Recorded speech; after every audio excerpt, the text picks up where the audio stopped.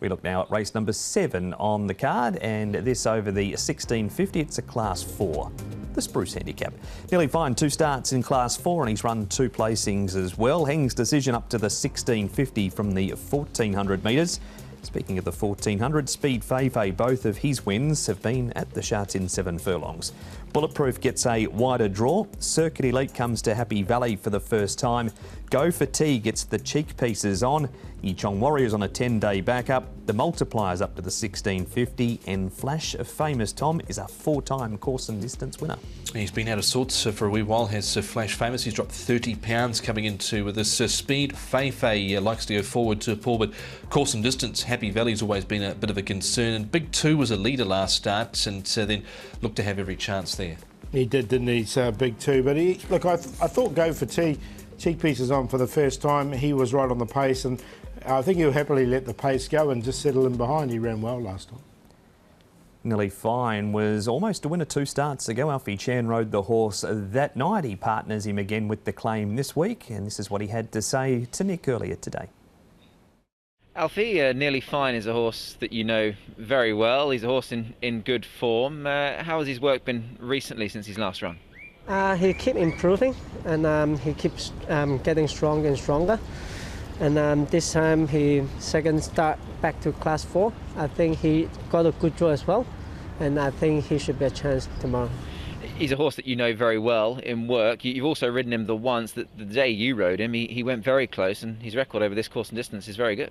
Yes, but I didn't give him the best run last time because he was still a little bit green. In the last straight, he running around a bit, and he get beat by a short margin. And last time, he first time dropped back to Class 4, Blake gave him every chance, but he just got too much of weight to carry, and he's still running home strong.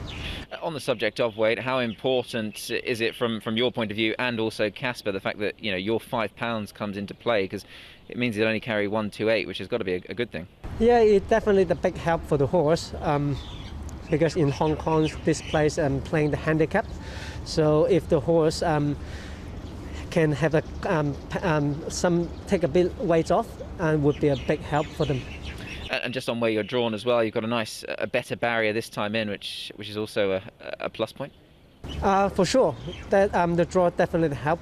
Will be easier to track behind someone, and hopefully he will do it what he does and just run home strong and try to win the race. It looks a very winnable race, doesn't it? I mean, he's been placed off this mark in the past, and I guess with that extra little bit of help with your allowance, he can certainly go close.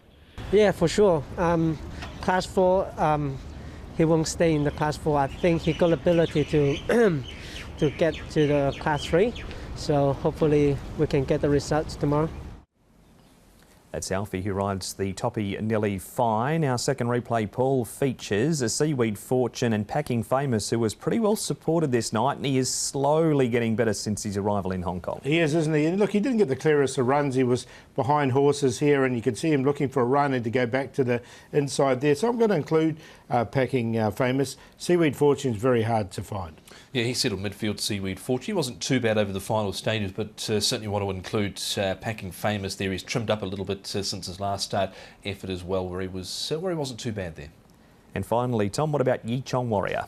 Yeah, well, Yichong Warrior comes into with us off a 5th last start here at Happy Valley at the day meeting. He was sort of midfield on the fence and wasn't too far away. You can see him wearing all that headgear. It was quite a blanket finish, Paul, over the final stages as they chased Viva Popcorn.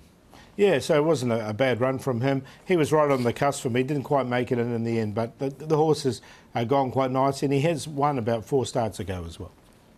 Blanket go, as you said, behind the first 2 home there. No Viva Popcorn this week. But what about the selections for the 7th, Paul? Going to go with a horse I made long shot last time, and he ran a really good 4th, I thought, which was Go for Tea. He should be just behind the pace. He's come up a lot shorter here at 6 and 2.4. He was a massive price last start, 60 to 1. But he's on top. Packing Famous is improving.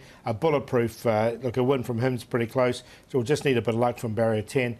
And Nearly Fine, second start in Class 4, 8, 4, 6 and 1. Same four numbers, just slightly in a different order, settling with Bulletproof once again. He's knocking on the door and gets his chance again here with Zach Purton teaming up with Ricky Ewan. They've teamed up 5 times, just the 1 win, but 4 second placings, the Purton and Ewe combination. So 6 ahead of 1 nearly fine, 8 go for T and 4 packing famous. 6, 1, 8 and 4. That's the preview for race number 7. Race number 7, the first leg of Wednesday night's treble.